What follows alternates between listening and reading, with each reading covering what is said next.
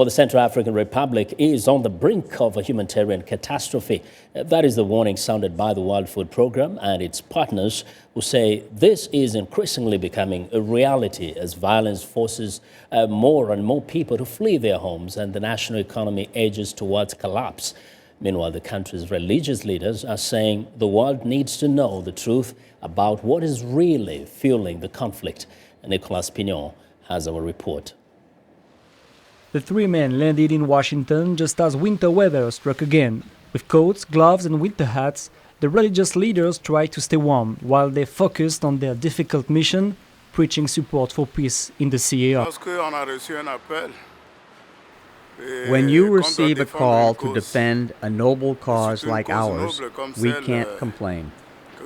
I don't regret advocating for my country, especially in this difficult period.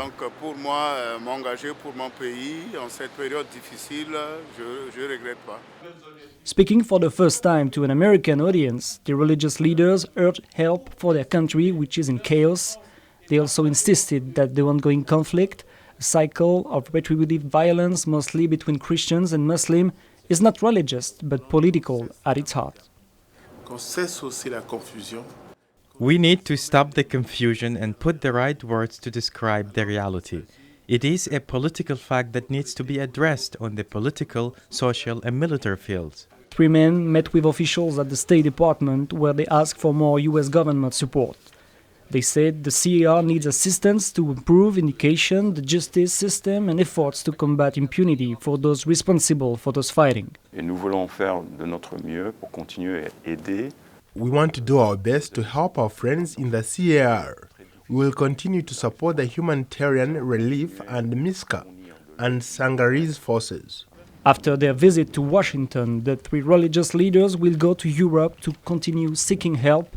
Only next month will they return home to Bangui, hopeful that they have been successful in their mission.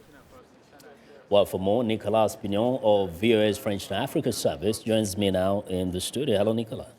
Thanks for having me. And thank you for that piece. Thanks. Now, you spent some time with these religious leaders. Did it sound like they're really getting their message across to those they're talking to? Yeah, I think it was clear for them that the mission during the visit was to express that this crisis is not religious, it's political, meaning that behind Seleka and behind Anti-Balaka you have political motives, and especially the former president Bozizé is accused of being behind the Balaka movement, and obviously the Seleka were with the former transition president Michel Djotodia.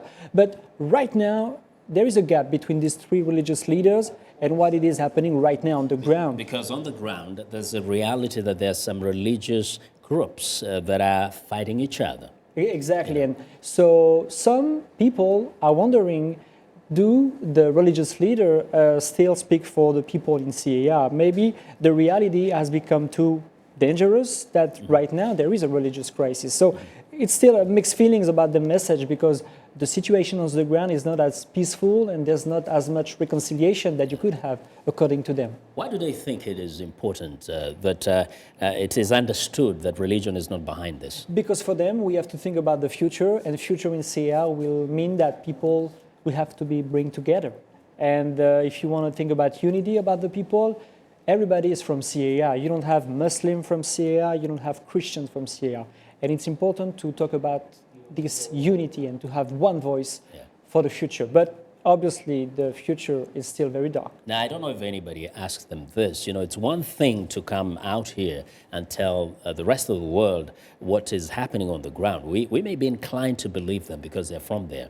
But what do they say about the people themselves back home in Sierra Leone? Right now, in Central CAR, Africa. Right now, they're afraid because the rainy season is almost beginning. And people, they don't have shelters, so they need food. They need everything, especially women, especially children, and old people. So that's what they're more concerned about, that the humanitarian situation is going to be even more difficult in the coming weeks because of the rain. In terms of the conflict, did they express hope that things are changing and getting to a point where there's hope for peace? Not really, because they're quite pessimistic with the current African forces, the MISCA, plus the French forces, Sangaris, because according to them, they're not enough. You don't have enough soldiers on the ground. And that's why they're preaching peace, but they're also advocating for a PKO, a force for the UN, which will mean like between 10 and 20,000 soldiers, UN soldiers, on the ground. That's what we need to cover CER. CER is like the surface of Belgium and Netherlands, so it's a huge area, and they say that we need more people on the ground to try to secure CER. Nicolas, thank you for your excellent reporting. Thank you for having me.